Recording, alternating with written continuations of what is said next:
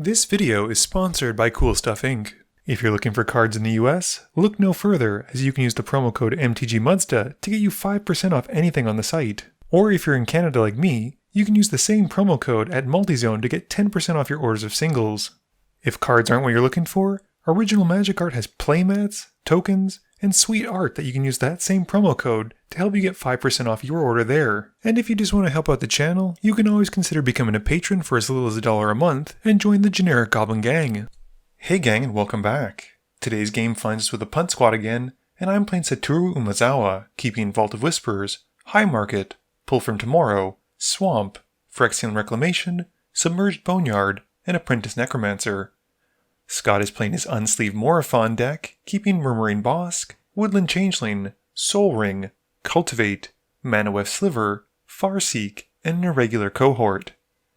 Omar is playing his waifu with Licia, keeping Malakir Rebirth, Aili Eternal Pilgrim, Exquisite Blood, Keurig Son of Yawgmoth, Arid Mesa, Swamp, and Plains.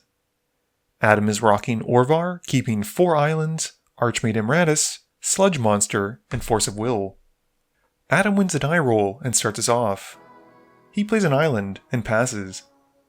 Omar draws and plays an Arid Mesa. I display a Submerged Boneyard, which comes in tapped. Scott plays out a Murmuring Bosk, revealing Woodland Changeling, so it comes in untapped. He then taps it for a Soul Ring and passes while Omar cracks his Arid Mesa, losing 1 to find Blood Crypt. Adam just plays an island and casts Sapphire Medallion. Omar plays a Plains into Aili and passes turn. I play a Choked Estuary, revealing a Swamp, and then pay 2 for an Apprentice Necromancer. Scott draws, and has the 3 mana needed to cast Cultivate, finding an island and a mountain. He puts the island into play, and passes to Adam. Adam draws and plays another island. He's able to cast the reduced costing Archmage Emratis, and ships a turn. Omar draws, plays a Swamp, and passes. I draw, also playing a Swamp, and cast my commander, Satoru Umezawa. Scott plays a mountain for turn, and casts Farseek, going to find a stomping grounds. He follows up with a Shapesharer, passing turn. Adam draws, and plays an island. He casts Solemn Simulacrum to go and find an island, and passes turn. Omar has a Swamp for turn, and then loses 6 life to help cast the alternate cost of Keurig, and then after that passes to me. I play a Command Tower, and move to combat, swinging both creatures at Scott. He declares no blocks, and I use Satoru to ninjutsu and Sire of Stagnation, dealing a total of 7. After that, I pass turn. Scott draws for turn, and plays Lightning Greaves. He then casts Manawef Sliver, and equips the Greaves onto it. He then follows up with a Woodland Changeling, and then a Valiant Changeling, and passes. Adam casts a Sludge Monster in his main phase, putting a Slime counter onto my Sire of Stagnation. This turns it into a Slime, and loses its abilities, and he then plays an island, and swings his Archmage at me for 2. After that, he passes turn. Omar draws, playing a Flooded Strand, and then casts a Wall of Reverence. Moving to combat, he swings Keurig at me for 2 and gains 2, and then moves to his end step, gaining another 2 life from the wall trigger. I just draw, play an Underground River, and cast a Thought Vessel. Scott casts a Seafloor Oracle in his main phase, and then makes his Woodland Changeling into a Sludge Monster using the Shapesharer's ability. Moving to combat, he swings the Woodland Sludge Monster thing at Adam, and targets the Wall of Reverence to put the Sludge counter onto. Omar responds by cracking his Flooded Strand, and shocking himself to find a Sacred Foundry. This allows him to activate Aili, sacrificing the wall, and gaining 6 life. Adam then chumps with the Solemn Simulacrum, drawing a card, and Scott passes. Adam plays an island for turn, and casts a Cemetery Illuminator, exiling Scott's Farseek.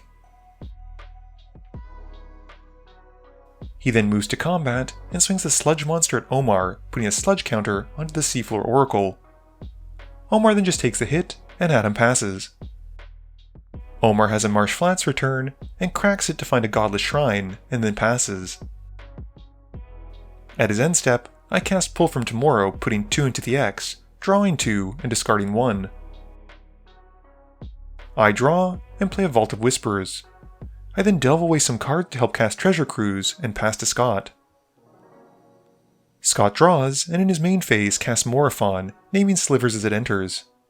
He then casts a Universal Automaton and a Mirror Entity.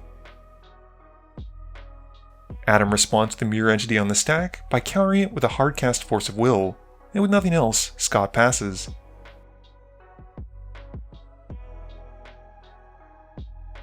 Adam draws and swings the Sludge Monster at Omar and the Illuminator at Scott. The Sludge Monster goos up Satoru, and the Illuminator exiles Omar's Wall of Reverence. And in Adam's post-combat main phase, he casts Orvar and passes. Omar draws and casts a Necropotence, putting a +1/+1 counter onto Keurig. He then goes deep, paying 15 life into it, and moves to his end step, getting the cards, and then has to discard down to 7, while I cycle Fetid Pools. My turn has me playing a Drowned Catacomb, and I cast Dimir Key Ruin, and then a Phyrexian Reclamation, and pass. Scott's able to cast a Lord of Unreal in his main phase, but Adam responds by countering it with a counterspell. Scott then plays an Irregular Cohort, making a token, and moves to combat. He swings the Valiant Changeling at Omar and Morophon at Adam. Omar blocks the Changeling, and then casts Malakir Rebirth, using Phyrexian mana and losing 2 life, and then losing another 2 life, but is actually able to gain it back by sacrificing Keurig to Eiley, and Keurig then comes back. Adam just takes the 6 commander damage. After that, Scott passes, and on his end step, I cast Baleful Mastery, letting Scott draw a card, to exile the Sludge Monster. Adam draws and goes to combat. He swings the Illuminator at me for 2 and passes turn. Omar just plays a Licia Shroud of Dusk and passes. I draw and play an island. I animate the Dimir Key Ruin and move to combat, swinging at Scott. I ninjutsu out Kozilek the Great Distortion to hit him for 12, and then recast the Key Ruin, losing 2 from Licia, and pass. Scott draws, and moves to combat. He swings the 2/2 token at me, the Cohort at Omar, and the Universal Automaton at Adam. I block with the Sire, and Omar blocks with Licia, and before damage, Scott makes the Cohort a copy of Kozilek, and the Automaton a copy of Licia, and the token a copy of Valiant Changeling. Adam responds by casting an energy tap off the top of his library, losing 2, and adds 3 colorless mana and draws a card, and then casts a Torrential Gearhulk, losing 2 more from Licia, to recast energy tap once more, losing 2 more. This makes him 4 more mana and another Archmage token copy, and Adam then blocks the Automaton with the Illuminator token. Licia and Sire then die, and Omar and Scott each gain 5.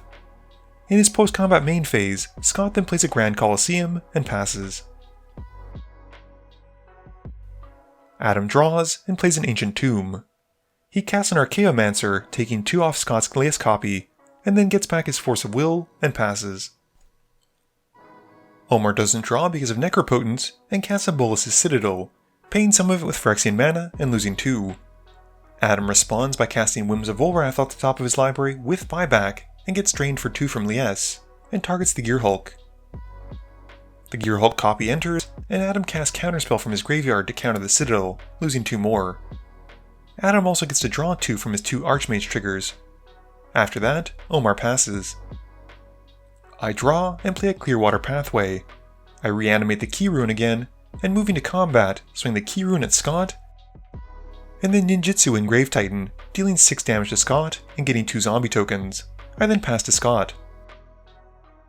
Scott draws and plays a Plains. Scott makes the Automaton a copy of the Illuminator thanks to Shapesharer, and swings it at me while a cat token goes at Adam.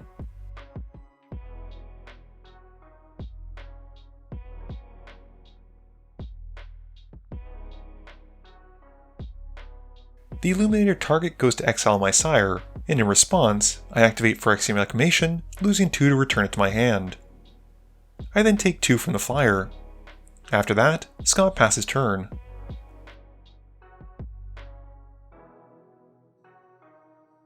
On his end step, Adam goes to cast Whims of Volrath with buyback and targets the Archmage Emeritus, and I respond by countering it by discarding a Slitherblade to Kozilek. Adam still gets his copy and does draw 2 off the Archmages though, and then casts a Shadow Rift on the Archaeomancer. He gets to make a token copy, drawing some cards, and gets to return Whims of Volrath to his hand, and then starts his turn. Adam draws and plays an island, and then casts a Hullbreaker Horror, taking 2 from the Ancient Tomb. The table collectively groans, and Adam follows up with a Giga Drowse, tapping Satoru and bouncing Kozilek. Moving to combat, Adam swings the 2 Gearhulks at Scott, who makes the Woodland Changeling and a regular cohort into copies of the Hullbreaker Horror. Adam responds by casting Whims of Volrath again with buyback to make a token copy of the Torrential Gearhulk, casting Shadow Rift from his graveyard to make another Gearhulk that doesn't flash back anything. Adam's Hullbreakers then bounce back the blockers, and after that he passes. Omar skips his draws and moves to combat. He swings Keurig at Adam, who chumps with the Archaeomancer. Omar gains 4 life, and then pumps 4 life into Necropotence. He then casts Licia, and passes turn, putting 4 cards to hand. I draw and hardcast Kozilek, drawing 4 from his on-cast trigger. I follow up with a Soul Ring, and pass to Scott. Scott draws and replays the Woodland Changeling, and then a regular cohort. After that, he passes, and Adam casts Whims of Volrath on his end step, making a copy of the Hullbreaker Horror, and bouncing back Kozilek to my hand. Adam plays a Ruin Crab for turn, and then casts Aetherflux Reservoir, taking 2 from Ancient Tomb. The 2 Hullbreaker Horrors trigger, and bounce the Shapesharer and Licia back to their hand, but Scott responds beforehand by making the Woodland Changeling into a Grave Titan. Adam then plays a Mind Game to copy the Ruin Crab, and gains 3 life. He has the Hullbreaker triggers bouncing Morophon in the Grave Titan, and plays an island milling everyone for 6.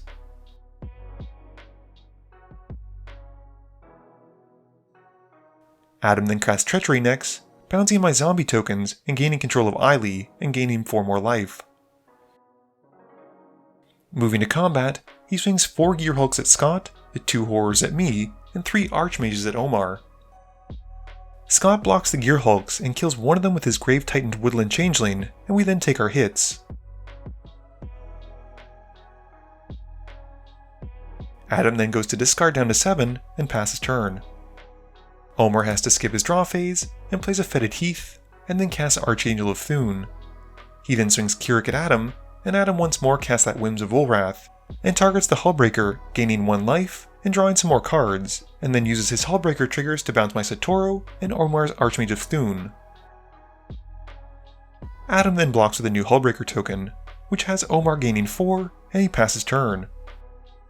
I draw and cast Dragonlord Silumgar, and in response, Adam casts Twiddle on his Aetherflux Reservoir, gaining 1, and bounces my spell, the Seafloor Oracle, and Necropotence.